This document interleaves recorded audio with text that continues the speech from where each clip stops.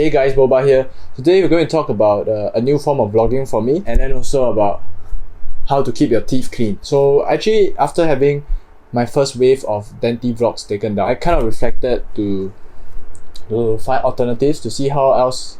My IG. I reflected to find alternatives on how I can continue providing dental content to you guys. I realized that wave of DENTIVLOGs could have came across as unprofessional, so I had to change things up if I want to continue vlogging. So I decided on this new style where something like my annual reflection. Then instead I do it weekly, so I sum up what I did every week, and I'll throw in some dental tips at the end for you guys. And from time to time, I may get willing friends to join. So let's see how that goes from here. Okay guys, so dentistry is just one part of the many aspects of my life that I want to document down. If I were to keep talking about dentistry, you guys will get bored too. I will get bored too. I'll talk about other things as well. So my other video will be about the most productive thing you can do when you're busy. At this time, I plan to upload it after this video. So this video marks the end of year 3 term 1 for me. Hopefully, I can upload it before the start of year 3 term 2. Without further ado, let's begin with a summary of what went down in year 3 term 1.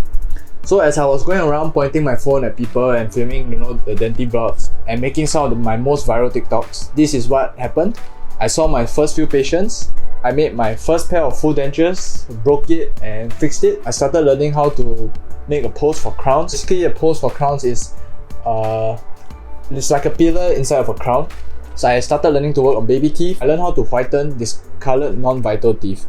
So basically, these teeth have died, and sometimes they can discolor, so I learned how to whiten them, bring it back to a more natural shade of white. Then also I had my exams, which is why I took a month's break in the first place, and I also did some teeth extractions. Seeing my first few patients, a common trend that I saw is that a lot of them either have gum inflammation or gum recession, and both are linked to incorrect techniques of brushing our teeth. So gum inflammation means you're probably not brushing your teeth enough or cleanly enough, and gum recession means you're brushing your teeth too hard, and both of which we do not want, because if you don't brush your teeth cleanly enough, gum inflammation can worsen to irreversible gum inflammation. It's called periodontitis, where you lose your jawbone structure as well, and you can't gain it back afterward. And if you have too much gum recession, on the other hand, you are compromising on the support for your tooth because you are removing the gum which holds your tooth in the socket.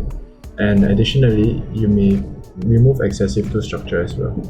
So in the next part of the video, I'll quickly go through on how you can brush your teeth correctly. So let's carry on from there. Alright, now I'm going to talk about brushing your teeth and keeping it clean. A lot of times when I ask my patients how do they brush their teeth, they just show me this, where they randomly just scrub their teeth in a non-systematic manner, and then sometimes they even omit the inside surfaces of your teeth. Firstly, you have to brush all surfaces of your teeth, and then you should keep things systematic so it's easier for you to brush as well. Why you shouldn't be scrubbing your teeth is because your tooth sits in a pocket in your gums, and in between the tooth and your gums, in that pocket are spaces where food debris can collect. So by brushing just like that, you're not sweeping away the food debris. Okay, so by scrubbing like that, you're not brushing away the food debris. In fact, you're just brushing away your gums and your tooth structure. Oh, let me fix this. Alright, so here's how you should actually be brushing your teeth and keeping it clean. Because the tooth is a structure that sits in the pocket of your gums, you just have to angle your toothbrush 45 degrees at the gum level, gently jiggle it and flick. So there's no strength involved. That's why you shouldn't be scrubbing at all. So 2 teeth at a time, jiggle, flick, jiggle, flick, jiggle, flick, angle, jiggle, flick, angle, jiggle, flick. Okay, something like that. So over here I'm doing it in a systematic manner from the left side to the right side. So after the outside surfaces, the outer surfaces, usually I'll brush the Parting surfaces. So these are the surfaces where you should be scrubbing, because the surface of the tooth which comes in contact with food the most often, and there can be grooves where food can get stuck. So this is where you just scrub it well. Usually this is the part that everyone's doing right because they're scrubbing anyway. And outer biting followed by the inner surfaces, left to right as usual. However, one thing you should take note of is when you come to the front part of your teeth, usually there isn't space for you to angle, jiggle and flick 2 teeth at a time. So just do it 1 tooth at a time, like that. And then you continue for the rest. Sorry. Same thing for the bottom. Outer surfaces, angle, jiggle flick. Biting surfaces, scrub. Inner surfaces, angle, jiggle flick. Front part, one tooth at a time. Same thing.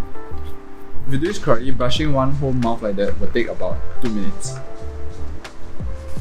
Then after that, you should floss. So I generally use the string floss, but I realize a lot of my patients like to use this dental pick with the floss attached.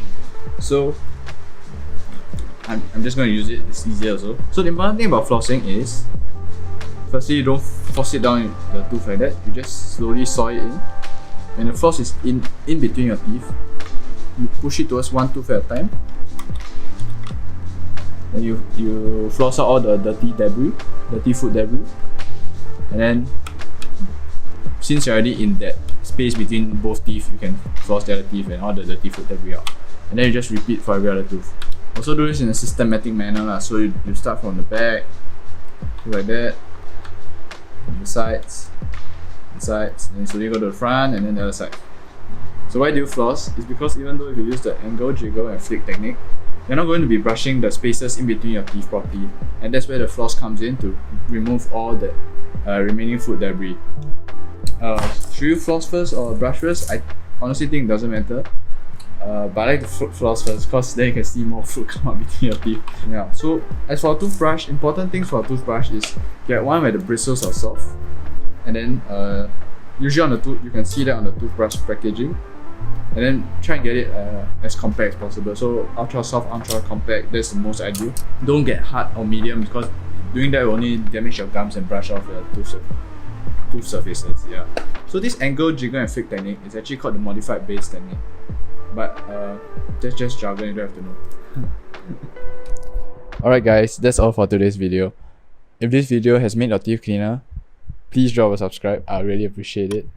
Also, let me know in the comments what you guys think about this new vlogging format. Hopefully it brings to you guys more value and comes across as more professional as well. Alright, see you.